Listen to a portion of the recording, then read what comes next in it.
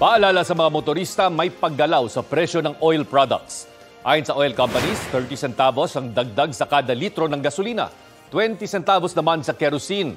Ikalawang sunod na linggo ng pagtaas na yan sa kerosene. Para naman sa gumagamit ng diesel, may rollback na 30 centavos kada litro. Sa tala ng GMA Integrated News Research mula sa datos ng Department of Energy, naglalaro mula sa mahigit 53 pesos hanggang mahigit 66 pesos ang kada litro ng diesel sa Metro Manila.